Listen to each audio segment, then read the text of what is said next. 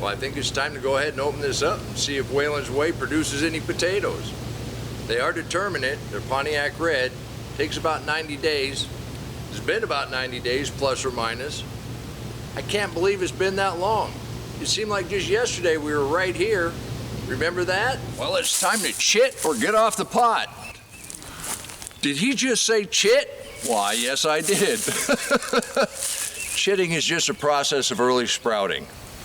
You know, we keep the seed potatoes in a cool, dark place, but even without the light, they're going to tell you when they want to go in the ground, just like the sweet potatoes. Now, you can force these to chit just a little early by taking them out of the closet and putting them on the windowsill, and you'll also have some wonderful sprouts, and you'll be a little ahead of the game. A lot of our seed potatoes are about this size. Now, I want to go ahead and we're going to cut this. A lot of people swear by this method, and this will increase the amount of potatoes you could plant. Now, all we're going to do is we're just going to leave these facing up for a day or two, and they'll scab over. Oh, that one's probably okay not to, but if you're going to cut these, you want to leave at least 3 eyes on each side. Now, if you got a great big potato, you can cut them in a couple pieces. And these we cut, they scabbed over nicely. They're ready to go in the ground. That was Oklahoma red clay. And with the exception of the other day, when we found that one potato here, I have not looked underneath here. So we're both gonna find out at the same time. So I'm just, oh, there's one. So basically we just grab hold of what's left and we kind of pull it back. And then I'm gonna kind of go through this because this is kind of a dense little patch. We don't want to miss anything. See if there's anything here. Oh. There you go. There's a couple nice ones. Oh. And that's what we're looking for right there. You just grab them, pull them up.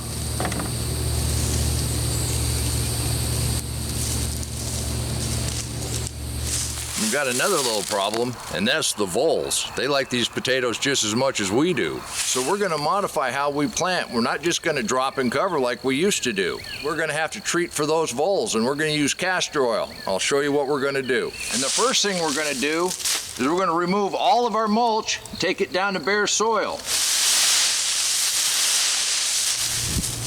I don't know, I guess we'll go down the middle here, see what we get, and then go down the sides. That's nice.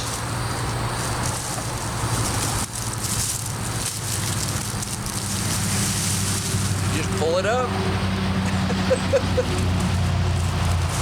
The thing that makes this work so well, these are only determinate.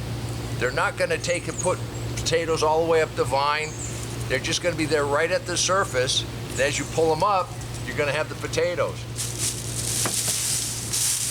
But they're right on top. Look at that.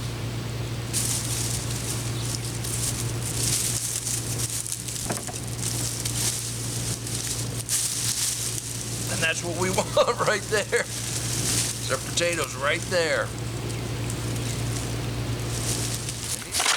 And for your purists out there, this gives your potatoes a little hill.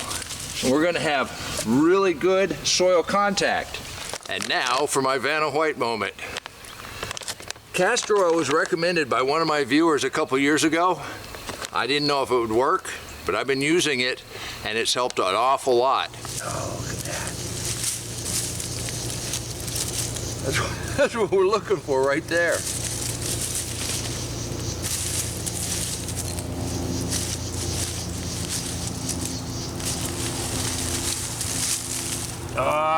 Something not on that one.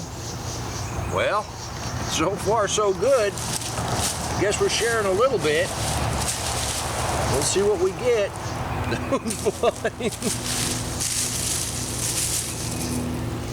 These are good. Move on up, see what else we got.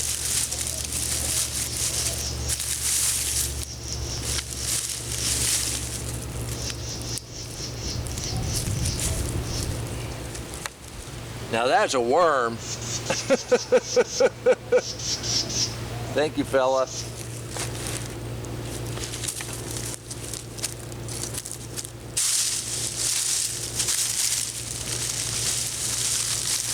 Now there you go.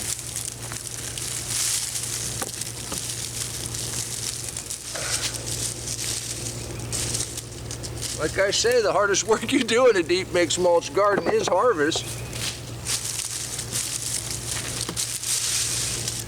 And all these tops, we're just going to blend those right back into the mulch. And remember, this way we're not going to do any hilling. We'll come back in a little while and add more mulch, but that's just to keep the sun off of them. The difference between determinate and indeterminate potatoes are kind of like tomatoes. One will grow a little bigger, one's going to stay the same size. The determinate, they're just going to put potatoes on at the root layer. The indeterminate might come up the stalk a little bit, but those potato towers, that's just a fancy trick. You cannot put one potato in the bottom of a bucket, keep adding dirt, and have potatoes come up 4 feet. It just doesn't work that way. And I'm just going to give them a light little cover since we have all this loose soil, and then we're going to mulch back on top of them.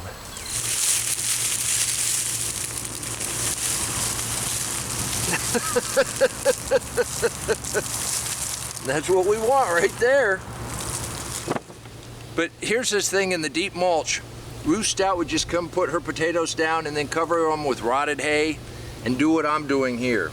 I've done the mixed mulch. We've got some critters, so we've tried to prevent the critters. Ruth Stout was great with her potatoes.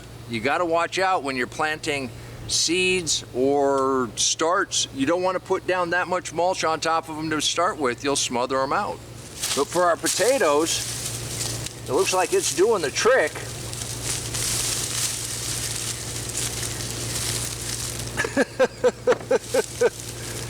You just grab them and pull them up.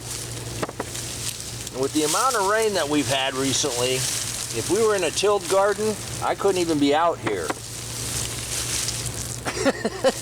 And these big ones are wonderful too. And I was spoiled those first couple years. Critters didn't know we were even here. But look at this soil. The life in here, unfortunately, the critters like what we like. So you really do have to have a tolerance for sharing a little bit. You see what we're doing here. This is how easy it is. You just mulch back in around. Just mulch back in on top. As you move it around, it just naturally mixes up. Well, we got a little bit more to go. You just pull that up. There's your potatoes.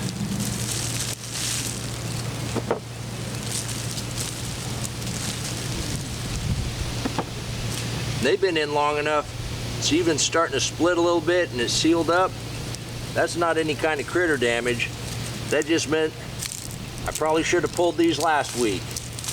But it started to rain on us.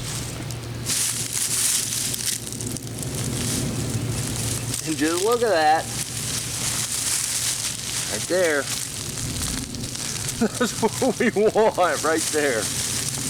Let them fall.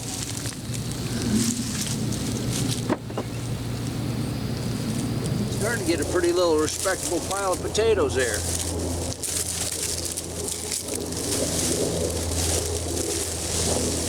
Got underneath here.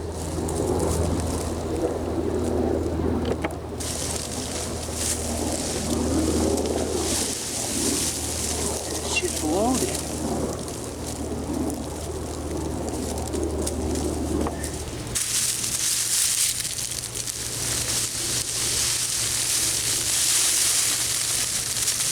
Raining potatoes.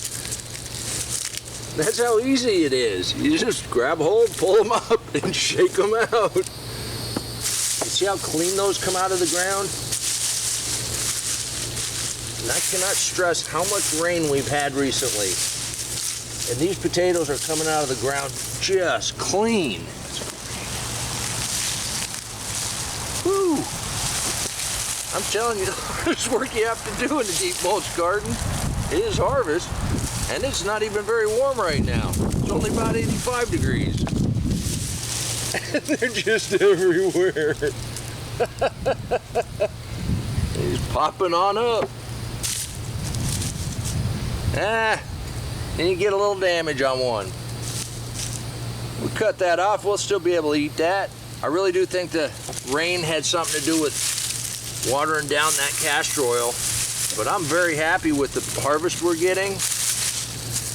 The year we didn't put anything down, we didn't get anything. We fed the voles. I gotta talk those cats into spending a little more time out here in the garden. Mama Kitty, you're gonna have to do a little more patrolling of the garden. A little less sleeping. These grab hold, cat, you need to be out here more and get some of these voles. And you just kind of shake them and they just kind of come loose. And that's all you gotta do. All right, we're coming down to it. We got this edge. Got any potatoes or voles? Look at that. And these are clean. These haven't been eaten on. Castor oil works about 98%, it looks like. We lost a little bit.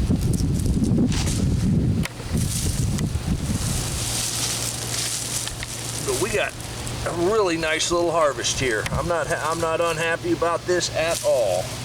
And yes, for your purists, you can go to the grocery store and you can buy a bag of potatoes, but you don't know what chemicals are on them. I know what's on here, nothing. And I know what these are gonna taste like. They're gonna taste good. I think I'm gonna head to the house. We're probably gonna peel a few of these tonight. You can do this too. And until next time, remember, take care of yourself, take care of your family, and God bless you.